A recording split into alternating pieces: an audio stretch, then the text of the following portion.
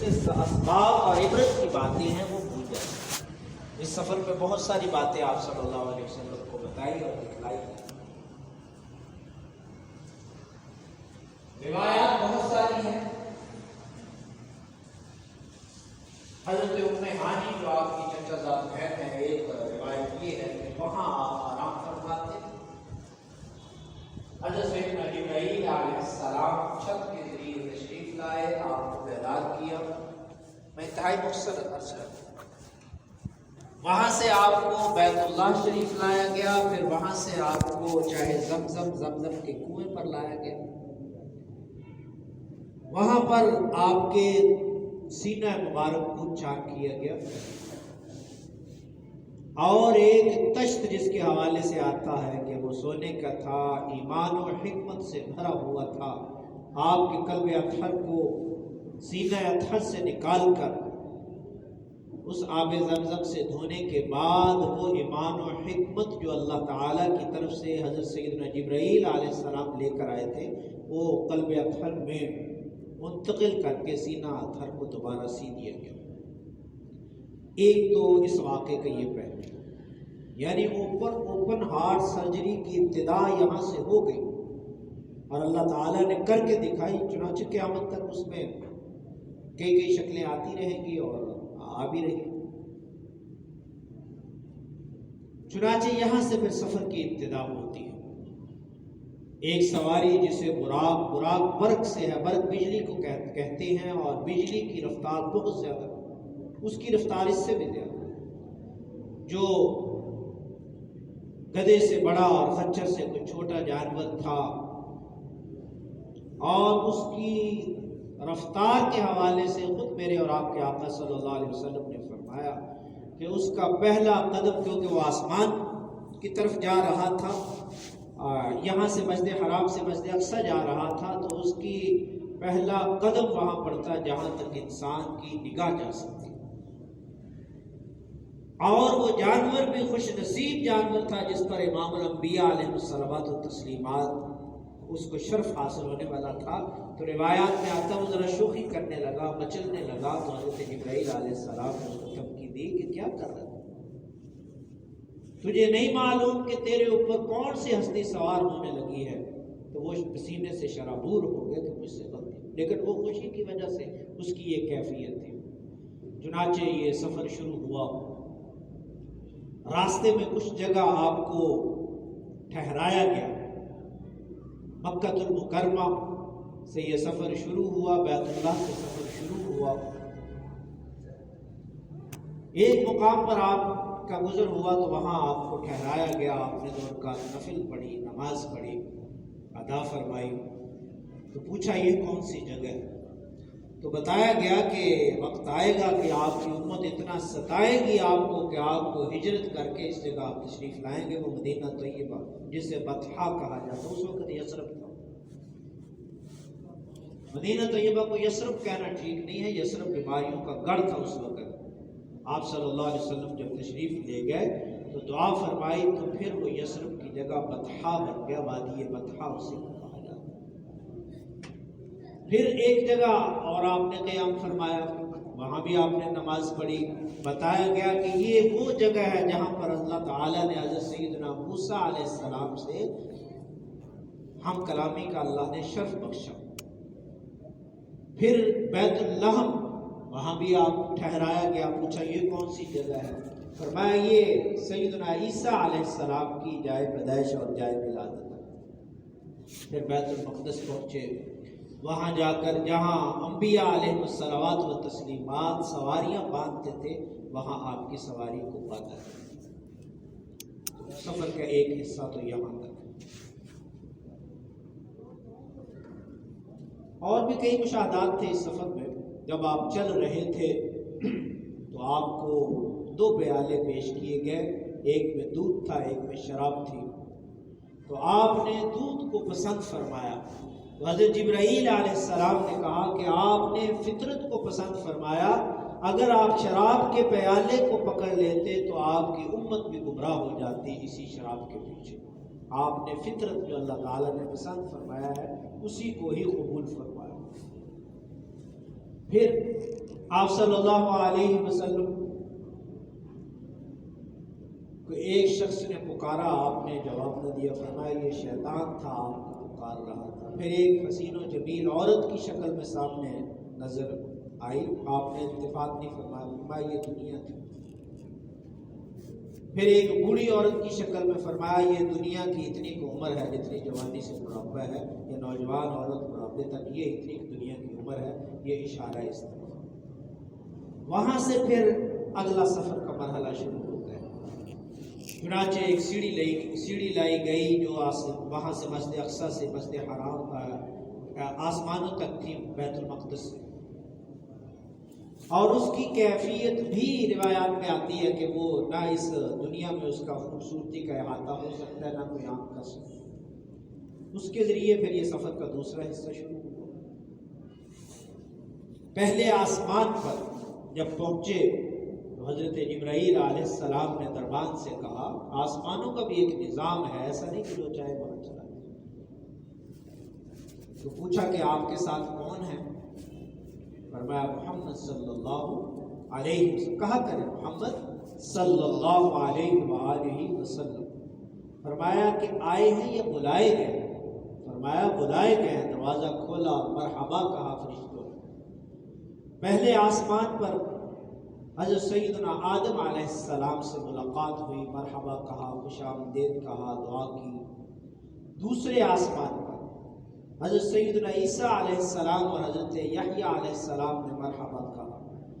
تیسرے آسمان پر حضرت سیدنا یوسف علیہ السلام، آپ صلی اللہ علیہ وسلم نے فرمایا کہ انتہائی حسن اللہ تعالیٰ نے ان کو عطا فرمایا، اور اس کی مثال ایسے دی کہ جیسے تارے چمک رہے ہوں اور ان کے درمیان میں چاند کی حیثیت ہے، ایسے حضرت یوسف علیہ السلام کو آپ نے تعبیر کیا۔ لیکن ایک بات یہاں سے ام المؤمنین سیدہ عائشہ صدیقہ رضی اللہ تعالیٰ عنہ اشعار اس کا مفہوم یہ ہے، فرمایا کہ زلیخا کی سہیلیوں نے جب حضرت یوسف علیہ السلام کو دیکھا تو حسن کی تاب نہ لاتے ہوئے انگلیاں کاٹ لی۔ فرمایا اگر میرے محبوب کو دیکھ لیتی تو اپنے دلوں کو کاٹ لیتی۔ اس سے انداز کیونکہ اللہ تعالیٰ نے بعض انبیاء کو جزوی فضیلت عطا فرمائی، دل کا رسول فضلنا بعضهم علی، اللہ تعالیٰ نے کسی کو کوئی فضیلت۔ تب آپ صلی اللہ علیہ وسلم کو اللہ نے تمام جزیات کا مجموعہ جو ہے وہ آپ صلی اللہ علیہ وسلم نے اللہ نے رکھ دیے، چاہے وہ غسل ہو، چاہے گفتار ہو، کلام ہو، چال چلن ہو، آپ کی سیرت ہو، صورت ہو، ساری چیزیں آپ نے جمع کی، اس لیے کوئی تقابل نہیں ہو سکتا۔ چوتھے آسمان پر حضرت سیدنا ادریس علیہ السلام سے ملاقات ہوئی، مرحبا کہا۔ پانچویں آسمان پر حضرت سیدنا ہارون علیہ السلام، چھٹے آسمان پر حضرت سیدنا موسیٰ علیہ السلام، اور ساتویں آسمان پر حضرت سیدنا ابراہیم علیہ السلام سے ملاقات ہوئی اور آپ نے دعا سے مرحمت فرمایا، مرحبا کہا۔ اور روایات میں آتا ہے کہ بیت المعمور سے ٹیک لگائے ہوئے کہ حضرت سیدنا ابراہیم علیہ السلام، جس طرح ہمارا قبلہ کعبۃ اللہ اور بیت اللہ ہے، اس کے بالکل محاذات میں آسمانوں کے اوپر بیت المعمور ہے جو فرشتوں کا قبلہ ہے۔ روایات میں آتا ہے کہ 70,000 کم از کم روزانہ فرشتے اس کا طواف کرتے ہیں، عبادت کرتے ہیں، اور جس فرشتے کو ایک دفعہ موقع مل جاتا ہے قیامت تک دوبارہ اس کی باری نہیں آئے گی۔ 70,000 فرشتے۔ آپ صلی اللہ علیہ وسلم بیت المعمور پر پہنچے۔ آگے پھر اس سے آگے کے مراحل، بیت المعمور سے پھر سدرۃ المنتہا ہے، سدرہ بیری کے درخت کو کہا جاتا ہے۔ عند سدرۃ المنتہا، سورۃ النجم میں 27ویں پارے میں اس کو بیان ہے، عند سدرۃ المنتہا عندہا جنۃ المأویٰ۔ سدرۃ المنتہا وہ آخری پوائنٹ اور مقام ہے کہ اس سے آگے کوئی مخلوق نہیں جا سکتی، فرشتوں کا بھی وہاں سے آگے داخلہ نہیں ہے۔ اس سے آگے اللہ تعالیٰ کا عرش ہے، کرسی ہے، اور وہ اس دنیا میں بہرحال نہ اس کا احاطہ ہو سکتا ہے، بلکہ سدرۃ المنتہا کے حوالے سے آتا ہے کہ اس کے اوپر اللہ ذوالجلال کی خاص تجلیات پڑتی ہیں، اور وہ اتنا خوبصورت اور حسین ہے کہ کوئی زبان اس کو بیان نہیں کر سکتی اس دنیا میں۔ وہاں سے پھر اللہ تعالیٰ کی طرف سے تجلیات اور احکام آتے ہیں، پھر زمین پر تقسیم ہوتے ہیں وہ، اور نیچے سے بھی جو اعمال آتے ہیں پھر وہ اللہ تعالیٰ کی بارگاہ میں وہ سدرۃ المنتہا وہ پوائنٹ ہے آخری۔ وہاں سے جا کر پھر حضرت جبرائیل علیہ السلام نے بھی کہا کہ آپ آگے میرا مقام، آپ اللہ کے پاس تشریف۔ وہاں پھر اللہ ذوالجلال سے ہم کلامی کا شرف حاصل۔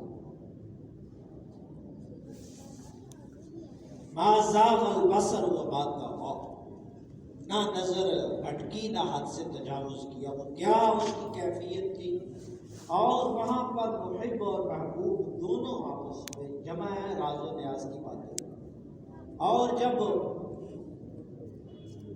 محبوب جاتا ہے محب کے پاس یا آپس میں اس کا برعکس ہو تو تحفے کا تبادلہ ہو۔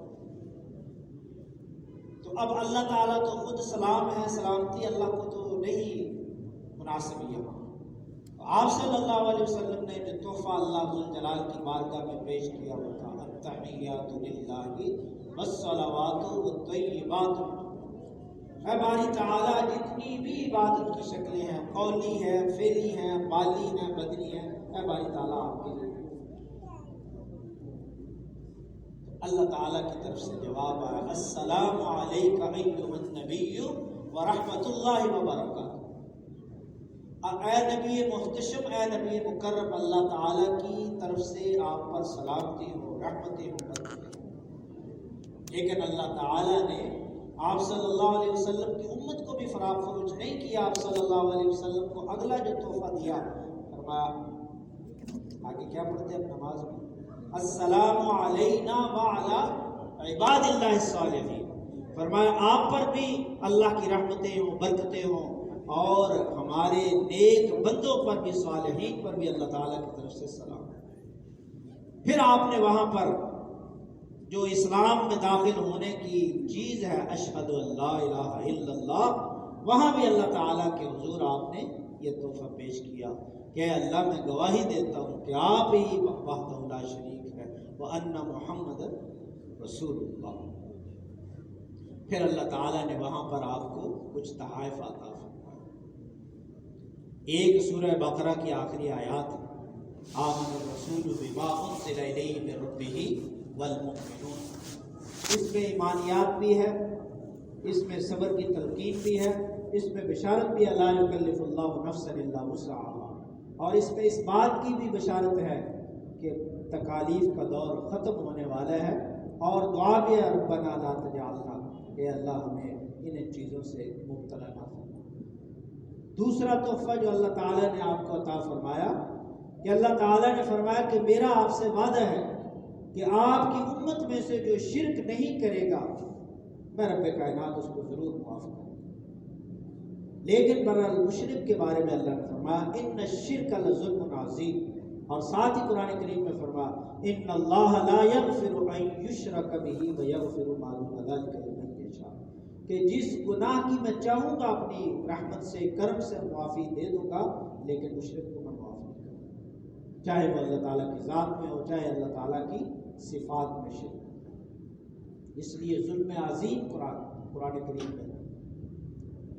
اور پھر اللہ تعالیٰ نے یہ بھی تحفہ عطا فرمایا کہ آپ کی امت کے لیے خصوصی انعام ہے کہ اگر وہ نیکی کا ارادہ کریں گے تو نیکی کے ارادہ کرنے پر ہی نیکی کا ثواب دے دوں گا، اور اگر وہ نیکی کو کر لیں گے تو پھر 10 نیکیاں یا 10 گنا اضافہ اس میں ہو جائے گا۔ ایک آدمی راہ چل رہا ہے اور اس کے دل میں آتا ہے یہ جگہ اچھی ہے، مجھے اللہ توفیق دے میں یہاں مسجد بنا دوں گا، لوگ نماز پڑھیں۔ اب اس پر اس کا کوئی خرچ نہیں ہوا، اس نے اچھی سوچ، اور ایک اللہ تعالیٰ کو برے نصیب ہو کہتا ہے یہاں میں سینما بنا دوں گا، میری انکم شروع۔ اب دونوں میں زمین و آسمان کا فرق ہے۔ اب میں اس کو مثال سے سمجھاتا ہوں۔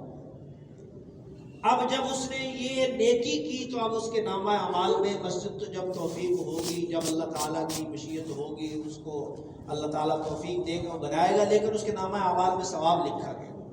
اب اگر وہ اس کو کر دیتا ہے، اس کو بنا دیتا ہے، تو اس کے پھر اللہ تعالیٰ اپنی شیان نشان اس کو بدلہ عطا فرمائے۔ تو نیکی کے حوالے سے نیت کرنے سے اللہ تعالیٰ اجر عطا فرماتے ہیں، جب اس کو کر دیا جائے تو پھر 10 گنا تو کم از کم۔ فَلَهُ عَشْرُ أَمْثَالِهَا، قرآن کریم میں مَنْ جَاءَ بِالْحَسَنَةِ فَلَهُ عَشْرُ أَمْثَالِهَا۔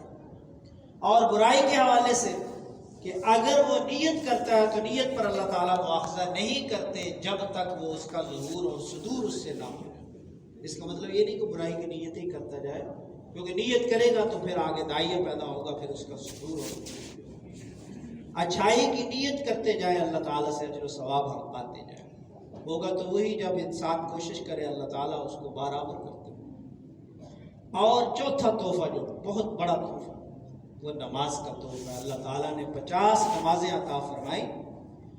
واقع دو عالم رحمت کائنات صلی اللہ علیہ وسلم تحفہ لے کر جب واپس آئے تو حضرت موسیٰ علیہ السلام سے ملاقات، فرمایا کہ یہ آپ کی امت پر بہت دشوار ہوگا، اللہ تعالیٰ سے ابھی موقع ہے، جا کر اس میں تخفیف کروا لیجئے، آپ کی امت 50 نمازیں نہیں پڑھ سکے۔ اللہ کے حضور حاضر خدمت ہوئے، جا کر عرض کیا 5 نمازوں میں کمی ہو گئی، پھر گئے، پھر 5 میں حضرت موسیٰ علیہ السلام نے کہا یہ بھی نہیں پڑھ سکے، جاتے رہے یہاں تک کہ 5 نمازیں رہ۔ تو حضرت موسیٰ علیہ السلام نے کہا کہ یہ بھی آپ کی امت پر دشوار ہوگا، ابھی اللہ سے تخفیف فرمایا اب میں نہیں جاؤں گا، مجھے اللہ تعالیٰ سے حیا آتی ہے۔ تو اللہ تعالیٰ کی طرف سے بھی ندا دی گئی کہ آپ کی امت کے لیے یہ بھی انعام ہے خصوصی کہ نمازیں وہ 5 پڑھیں گے، ہم ان کو اجر وہی 50 کا عطا۔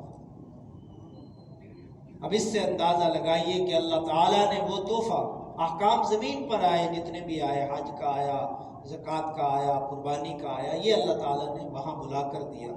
میں اور آپ دیکھ لیں، بارش ہو، سردی ہو، گرمی ہو، فریضے میں کمی آ جاتی ہے، فجر میں کمی آ جاتی ہے۔ مساجد میں جہاں پوری مسجد بھری ہوتی ہے، فجر میں بعض دفعہ 150-200 ہوتی ہے۔ اس لیے بڑی قابل غور بات ہے، الصلاۃ معراج قرۃ عینی فی الصلاۃ، آپ صلی اللہ علیہ وسلم۔ پھر اس سفر میں آپ کو کئی جنت دکھائی گئی، دوزخ کا مشاہدہ کروایا گیا۔ آپ نے دیکھا کہ ایک فرشتے کو دیکھا کہ بہت خشک مزاج ہے، پوچھا یہ کون ہے؟ تو حضرت جبرائیل علیہ السلام نے فرمایا یہ داروغہ جہنم۔ پھر جہنم کی ہولناکی آپ کا مشاہدہ کیا۔ پھر دیکھا آپ نے کہ کچھ لوگ ہیں، ان کے سروں کو پتھروں سے کچلا جا رہا ہے۔ پوچھا یہ کون سے لوگ ہیں؟ فرمایا یہ وہ لوگ ہوں گے جو نمازوں کو ٹالنے والے اور نمازوں کو پڑھنے نہ والے ہوں گے، آپ کی امت کے۔ پھر دیکھا کہ کپڑوں کے بعض لوگوں کے آگے پیچھے پیوند لگے ہوئے ہیں اور وہ گھاس اور یہ چیزیں کھا رہے ہیں۔ پوچھا یہ کون لوگ ہیں؟ فرمایا یہ زکوٰۃ روکنے والے لوگ۔ قرآن کریم میں اس کی سزا بھی بیان کی گئی کہ وہی مال ان کے جسموں پر آگ کی شکل میں تاپا اور داغا جائے گا اور یہ کہے گا کہ میں تمہارا مال ہوں جس کے اوپر تم سانپ بن کر بیٹھے ہوئے تھے، آج اس کا مزہ چلو۔ والذین یکنزون الذهب والفضة ولا ينفقون فی سبیل اللہ فیحمى علیہا، آگے یہ تفصیل ہے اس آیت میں۔ پھر آپ صلی اللہ علیہ وسلم نے دیکھا کہ لکڑیوں کا بھاری گٹھا ہے، لوگ اٹھاتے ہیں، اٹھایا نہیں جاتا، پھر گر جاتے ہیں۔ پوچھا یہ کون لوگ ہیں؟ فرمایا یہ وہ لوگ ہیں جن کے اوپر امانتوں کی ذمہ داریوں کا بوجھ تھا، وہ ادا نہیں کرتے تھے امانتیں اور ذمہ داری، چاہے وہ ڈیوٹی کے حوالے سے ہو، حق العبد کے حوالے سے ہو، حقوق اللہ کے حوالے سے ہو، لوگوں کا حق تلف کرنا، جس چیز کی تنخواہ اس کو ادا نہ کرنا، امانت میں خیانت ہو رہی، ذمہ داری کی صحیح ادائیگی نہیں۔ پھر آپ صلی اللہ علیہ وسلم نے دیکھا کہ بعض لوگ ہیں، ان کے ہونٹ اونٹوں کے مشابہ ہیں اور آگ کھا رہے۔ پوچھا یہ کون؟ فرمایا یتیموں کا مال ہڑپ کرنے والا۔ پھر آپ صلی اللہ علیہ وسلم نے دیکھا کہ بعض لوگ بڑے بڑے پیٹ ہیں اور سانپ ان کے اندر ریگ رہے ہیں اور وہ اٹھنے کی کوشش کرتے ہیں، اٹھے نہیں جا رہے، لوگ ان کو روند رہے ہیں۔ پوچھا یہ کون لوگ ہیں؟ فرمایا یہ سود خور، یمحق اللہ الربا ویربی الصدقات، اعلان جنگ ہے اللہ تعالیٰ کا سود۔ پھر دیکھا کہ بعض لوگ ہیں بڑا عمدہ صاف ستھرا گوشت ہے، وہ چھوڑ کر گلا سڑا بدبودار گوشت کھا رہے ہیں۔ تو آپ کو بتایا گیا کہ یہ آپ کی امت کے وہ لوگ ہوں گے کہ جن کو اللہ تعالیٰ نے حلال بیویاں عطا فرمائی تھی، یا عورتیں ہیں تو حلال شوہر عطا فرمائے تھے، ازدواجی زندگی اللہ تعالیٰ نے عطا فرمائی تھی، پھر بدکاری اور زناکاری میں پڑتے تھے، تو اس لیے یہ ان کی سزا۔ پھر دیکھا کہ بعض لوگ ہیں ناخن تانبے کے ہیں، چہرے کو جسم کو کھرچ رہے ہیں۔ پوچھا یہ کون لوگ ہیں؟ فرمایا یہ وہ لوگ تھے جو لوگوں کو ایذا دیتے تھے اپنے زبان سے، اور لوگوں کی عزت اور تقریب نہیں کرتے تھے۔ یہ مشاہدات آپ کو کروائے گئے اپنی ظاہری آنکھ سے، آپ صلی اللہ علیہ وسلم نے حوض کوثر کا مشاہدہ کیا آپ نے۔ پھر وہاں سے واپسی کا سفر ہوا، بیت المقدس آئے۔ بعض روایات میں ہے کہ جاتے وقت آپ نے امامت کروائی، اور بعض روایات میں ہے کہ واپسی پر تمام انبیاء کی امامت آپ نے کروائی۔ اب انبیاء کی صفیں لگی ہوئی ہیں، اور تمام انبیاء بھی اس انتظار میں ہیں کہ کون امامت کرواتا ہے۔ تو حضرت جبرائیل علیہ السلام نے آپ کو اشارہ فرمایا کہ یہ امامت آپ کا حق ہے۔ تو یہاں اس بات کو بھی ثابت کرنا مقصود تھا کہ امام الانبیاء بھی آپ ہیں، امام القبلتین بھی آپ ہیں، اور آخری نبی بھی آپ ہیں، اور آپ کا درجہ اور مقام بھی سب سے زیادہ ہے۔ تو اس سفر میں، مشاہدات میں، یہودیوں کے باطل نظریات کی تردید بھی کی گئی کہ وہ کہتے تھے کہ حضرت موسیٰ علیہ السلام سے زیادہ کوئی بڑا نہیں ہے، اللہ تعالیٰ نے ہم کلامی کا شرف بخشا، تو اللہ تعالیٰ نے یہ بتا دیا کہ ان کو ہم کلامی کا شرف دنیا میں بخشا، میں نے محبوب کریم کو خود اپنے سامنے بلا کر ہم کلامی کا شرف بخشا۔ حضرت عیسیٰ علیہ السلام کے جو پیروکار تھے عیسائی، ان کی بھی اس واقعے میں تردید کی گئی۔ وہ کہتے تھے یہ کیسے ممکن ہے کہ زندہ آسمانوں پر رفع آسمانی ہو جائے۔ تو آقا دو عالم صلی اللہ علیہ وسلم کے سفر معراج میں یہ چیز بھی نظر آتی ہے۔ پھر آپ صلی اللہ علیہ وسلم نے آپ کو یہ چیزیں دکھا کر یہ ثابت کیا کہ ظاہری آنکھ سے دیکھ کر امت کو بتایا، اور آپ کے لیے یہ بہت تسلی کا سامان تھا اس وقت کہ آپ بہت پریشان تھے۔ حضرت خدیجہ رضی اللہ تعالیٰ عنہ وفات پا چکی تھی، آپ کے چچا جناب ابو طالب دنیا سے رخصت ہو چکے تھے، طائف میں گئے تو وہاں لوگوں نے برس، تو آپ بہت رنجیدہ تھے۔ اللہ تعالیٰ نے آپ کی تسلی کے لیے آسمانوں پر بلا کر، اور پھر مشرکین مکہ کے سامنے جب واقعہ رکھا، انہوں نے کہا یہ کیسے ہو سکتا ہے۔ بس ختم کرتا ہوں بات، وقت تھوڑا سا اوپر ہو گیا معذرت۔ تو آپ صلی اللہ علیہ وسلم نے فرمایا کہ جب یہ بات کہی گئی تو انہوں نے سوال کیے، کیونکہ ان کا جانا آنا ہوتا رہتا تھا مسجد اقصی۔ تو آپ صلی اللہ علیہ وسلم فرماتے ہیں مجھے بڑی پریشانی ہوئی، کیا وہ پوچھنے بیت المقدس کی کھڑکیاں کتنی ہیں؟ تو اللہ تعالیٰ یہ کہاں گوارا ہے کہ محبوب کریم کسی لمحے پریشان ہو۔ آپ صلی اللہ علیہ وسلم نے فرمایا اللہ تعالیٰ نے بیت المقدس میرے سامنے کر دیا، جو وہ سوال کرتے میں دیکھ کے بتاتا جاتا۔ پھر جناب ابوبکر صدیق رضی اللہ تعالیٰ عنہ کے پاس گئے مذاق کے لیے کہ آپ کے دوست یہ کہتے ہیں ایسے ہو سکتا ہے۔ آپ نے فرمایا اس سے بڑی بڑی باتیں ہم نے ان پر ایمان لیا، یہ کون سی بات ہے؟ اللہ تعالیٰ سے دعا ہے کہ اس سفر میں جو مشاہدات تھے، عبرت کی باتیں ہیں، اللہ تعالیٰ ہم سب کو ان سے سبق حاصل کرنے اور اپنی زندگیوں کو آقا دو عالم صلی اللہ علیہ وسلم کے اسوہ کے مطابق پسند کرنے کی